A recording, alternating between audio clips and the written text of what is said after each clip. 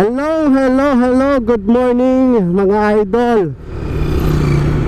Bale, mag-ride tayo ngayon kasi na-miss ko na rin mag-ride. Medyo matagal-tagal na rin ulit bago tayo nakapag-ride. Ngayong araw pala ay pangalawang araw ng taon or second day of this year 2024. Ngayong araw ay January 2, 2024. Bali, dapat kahapon ako mag-ride January 1, kaso hindi kinaya ng rider, lobat. So nangyari, nalaset yung ating ride. Instead of kahapon, ngayon na lang. So ang oras ngayon ay 7:26 ng umaga. So wala pa namang gaanong init kasi maaga pa, saka medyo malamig yung panahon. Mag-ride tayo ngayon idol. Punta ako ng Ternate. Solo ride idol. Ito yung unang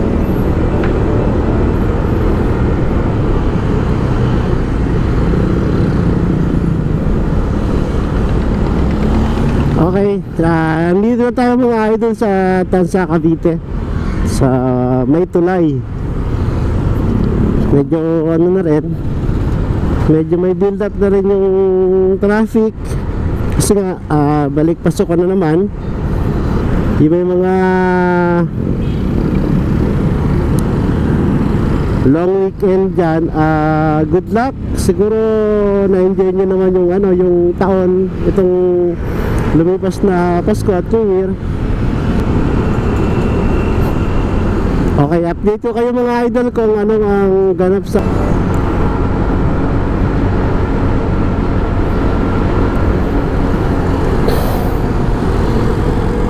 so ayun mga idol, may mga couples akong nakikita ngayon nag-ride. Iba grupo, iba single, pero siguro wala pa sila mga pasok, kaya may mga time pa sila para mag-ride.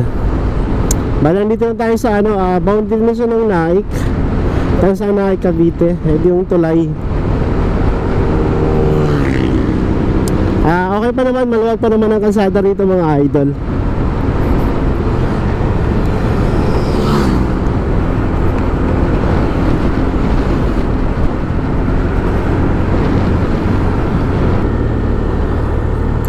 Doon pala sa pamilya ko, sa mga kaibigan ko, friend ko at followers, bali hindi ko man kayo nabati ng Pasko kasi nga hindi tayo nagkaroon ng ride kahit nitong bagong taon. So wala tayong year-end ride. Shoutout po at saka Merry Christmas and Happy New Year sa inyo po lahat. Sana naging masaya ang inyong taon nitong nakalipas. Ayan mga idol, andito na tayo sa may Petron, Naik. Welcome to Naik.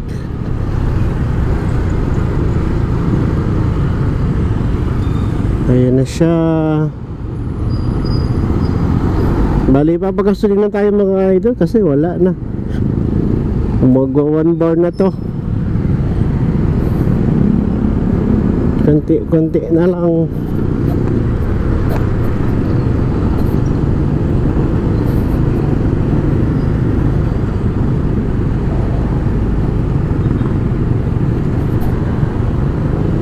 Ngayon kawan di tayo. Unleaded tayo, unleaded. Shout out sa mga bikers. Sa inyo lahat, Happy New Year.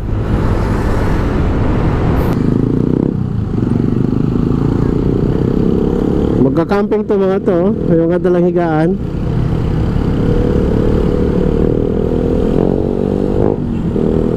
Okay. So dito mo mafe-feel ang lamig ng panahon. Dito naman mga idol, may mga part naman siya na pwede ka mag-stop over para magkape, kumain, kasi may mga restaurant dito nag-offer ng mga syempre kainan. Kasi alam naman nila yung mga napunta rito halos ay mga namamasyal. So siyempre kasama na din yung magugutom sila, kakain sila.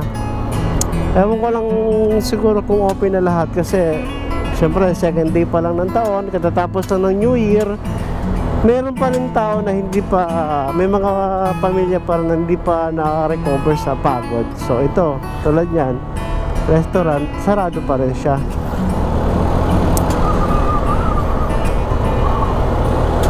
Unahan natin ito, masyadong sweet. Masyadong sweet sila ate, ang bagal. Ito din to, oh. Sarado pa din. Ito, marami siyang kainan. Ito, magbubukas na. Siguro mga idol, bago tayo mag-proceed dun sa sa Kebyang, is pupunta ka dun sa area na maraming unggoy, yung papat ng kay Labni Resort. Sabi nila kay Labni ba tawag na? Basta yun na yun. Tingnan natin kung may makikita tayo mga kalain natin doon.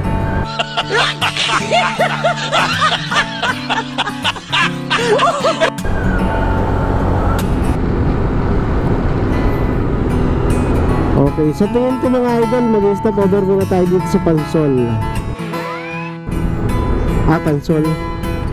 Tingin ko mga idol, stop over muna tayo dito sa Puerto Azul para kumuha ng mag-picture ba? Picture taking. Puerto Azul. So dito muna tayo, kahit mga ilang minutes lang mga idol. Napag-rest muna. Ayan mga idol, dito pa lang tayo sa Puerto Azul. So may mga riders naka-stop over dito, nakasunod sa atin. Ayan sila, family, yung iba family, may mga dalang bata yung iba.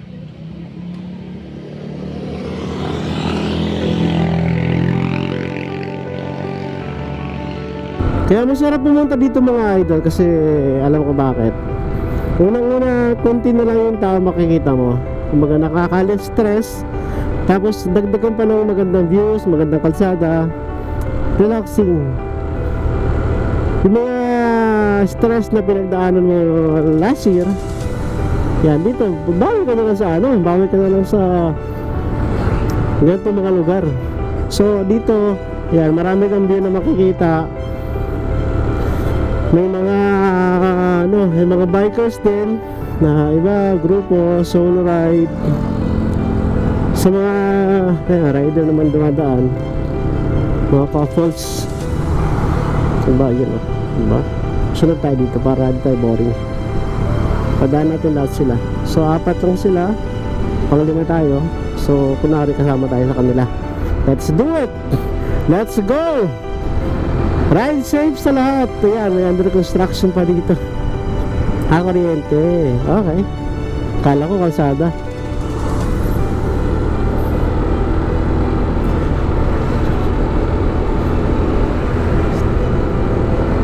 Diba? Sarap mag-chill ride dito eh. Ewan ko ba sa iba, gusto nila mag-bangkong-bangkong dito. At sarap dito mag-chill ride, relaxing. May mga part naman na yun tulad yan hindi maayos, pero okay naman, hindi naman malala, naiiwasan naman. Dito pala mostly sa kalsada is naka double yellow lane. Sabihin iwasan natin yung pag overtake lalo sa mga blind spot. May mga area naman na kita mo yung malayo, so pwede kang mga overtake din sa mga nag-chill ride lang, kasi siyempre safety first. Mahirap na disgrasya dito na malayo. Kaya si Paps, shout out! Bago si Paps magbiyahe ng lalamig, nag-chill ride muna sa mga kanyang partner. So malayo na sila, kadadaldal natin. Ayan, sundan natin.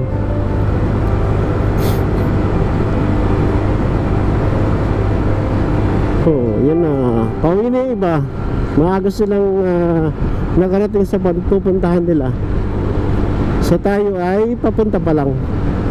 Tingnan nyo naman yung lugar, Paps, mga idol. Ayan o, para kang uuwi ng Bicol, para kang babiyahe ng malayo.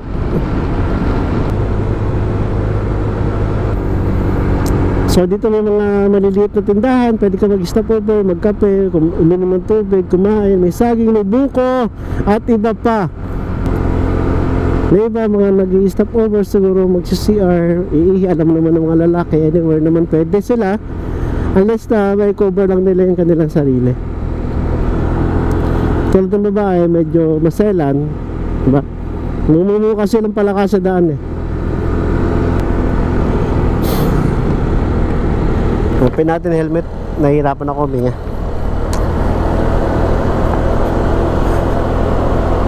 Shout out kay Paps. Nagbukas na ng damit. Madalas din nakita ko sa mga sa mga bikers, lalo yung mga nag-endurance bike. Ganda, parang sa kanila endurance na to eh. Sa challenge yung pagkakit dito. Yung pagod ba, yung hirap, para magguminaw yung kanilang sarili, ino-open nila yung damit nila. Tapos di zipper naman mga yun eh. Talaga na, shout out sa kanila. Ride safe po. Dito na tayo sa Pico del Oro. So dito medyo matagtag na yung daan natin. Kasi nga hindi pa siya espaltado, so solid na semento talaga to. Kaya iba yung tagtag dito. Kasi dun sa dinaan natin kanina na medyo kalmado yung kalsada. Dito okay naman kasi maganda, malinis. Problema lang yung talagang may tagtag yung kalsada. Kaya talaga may mga pag sakaling abutan ka dito ng na maubusan ng gas, meron din namang nagbebenta dyan ng bote-bote, mga pagkain, kape na gusto mga mag-stop over. So dito may mga unggoy din dito. Check natin, baka meron tayong makakita. Nag-stop over sila. May mga unggoy dito eh. Check.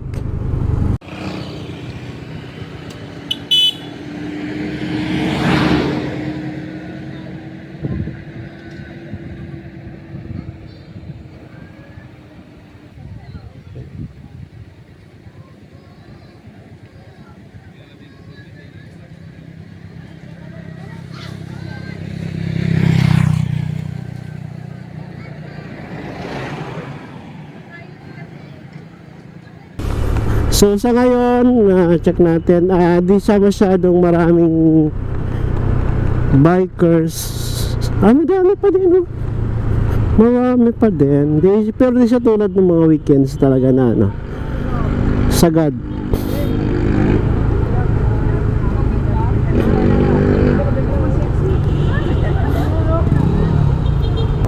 Kasi tayo dun sa baba sa may overlooking ng dagat.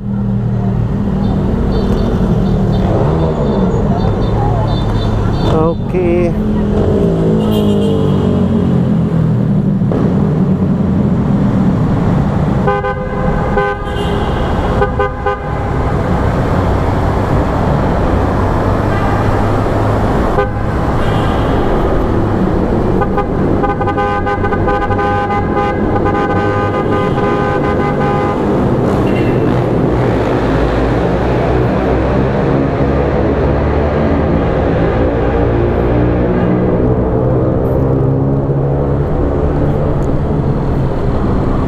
Ito naman yung mga kainan dito sa baba.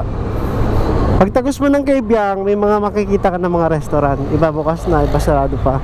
Tapos doon, bago ka naman pumasok ng tunnel, may mga restaurant din na mga bukas na.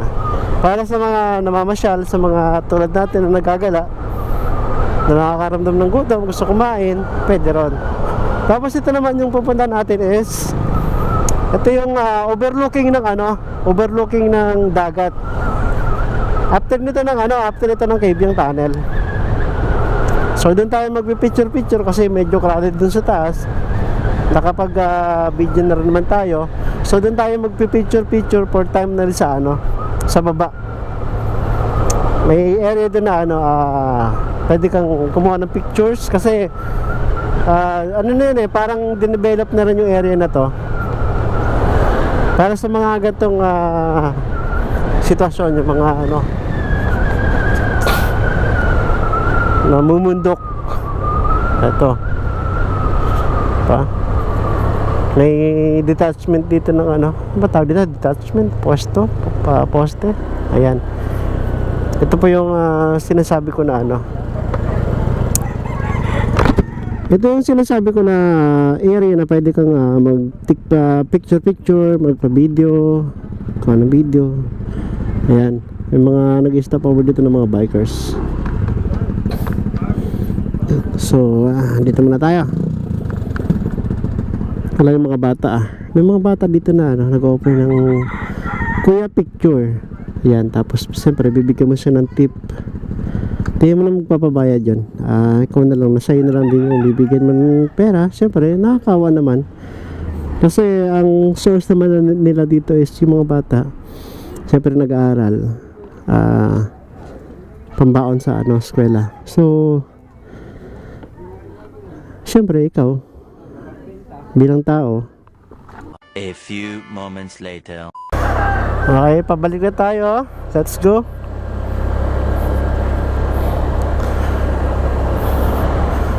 Mga idol, sa pala, update ko kayo kung matuloy ako ng La Union sa 4. Kasi yung family ko, pupunta sila doon sa Chinese Mrs. sa La Union. So, bala kong sumunod sa kanila na nakamotor. Kasi magbabas sila, marami sila. Sama yung nanay at tatay ni Mrs. Tapos yung mga anak ko. Ako bala kong sumunod doon para makaligo dagat din. Malapit lang kasi sila sa sa dagat. So, sa lahat, salamat po. Ito po si Manoy.